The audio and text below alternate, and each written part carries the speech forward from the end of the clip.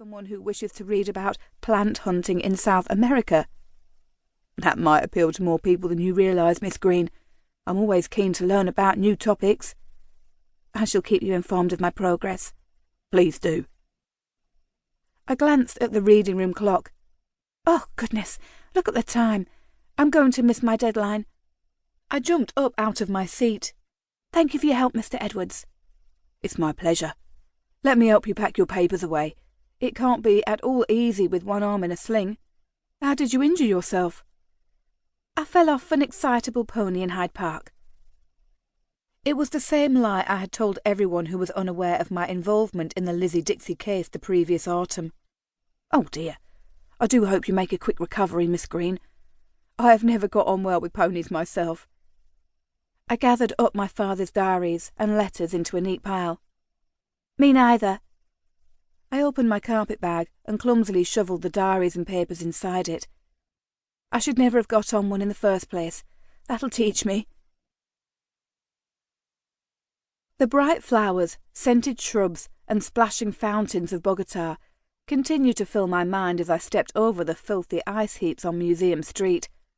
The light was leaving the January sky for the day, and I had heard that more snow was on its way. People bustled past me with their heads bent low and their collars turned up.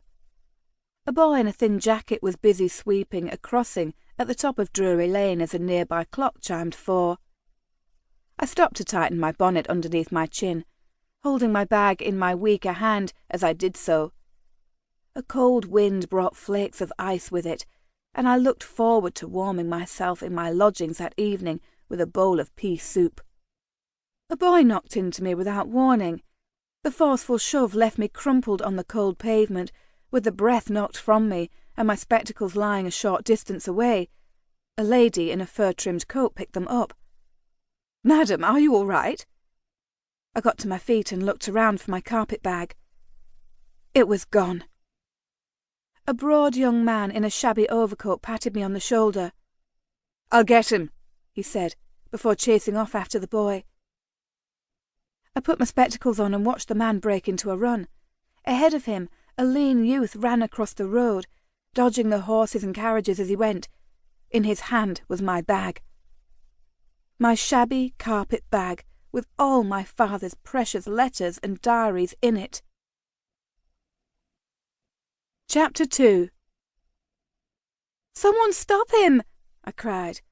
The young boy and the man turned into a narrow street by the Coombe & Co. cooperage and disappeared from my view. "The nice gentleman chasing him will see to it," said the lady in the fur-trimmed coat. "They move fast, those gutter snipes, don't they? I like to think this street is safe, but I don't suppose it is, being so close to St Giles's Rookery." I knew that we were standing near to one of London's most notorious slums, but I had walked this way so often that I was accustomed to giving it little thought. The Rookery's residents were often out in Drury Lane, trying to sell withered pieces of fruit and vegetables, or offering to carry bags in return for coins. I had never had reason to think that they would do me any harm. "I need my bag. It has all my father's letters and diaries in it." "Let's find a copper," said the lady, patting my arm in a patronising manner, which irritated me. "The coppers will have that ruffian arrested." "But I need my bag now." "Well, hopefully the nice gentleman who chased after the boy will get it for you. Now, somewhere around here there must be a bobby." As the lady looked around her, I thanked her for her help and slipped away. "What about the police?" she called after me as I ran off down the pavement and crossed the road between an omnibus and a cart. A driver cursed at me, but I concentrated on reaching the narrow street next to the cooperage. What could the boy possibly want with my father's papers? I hoped he would abandon my bag once he had taken my purse. My boots slipped on the patches of ice, and my woolen dress and petticoats felt too heavy to run easily, but I managed as well as I could, stumbling along the dingy street.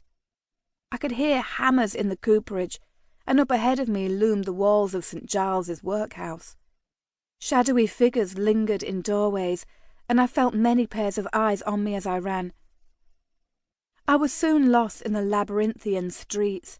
An acrid malt smell from the brewery mingled with the stench of sewage, and the air had a dirty grey hue.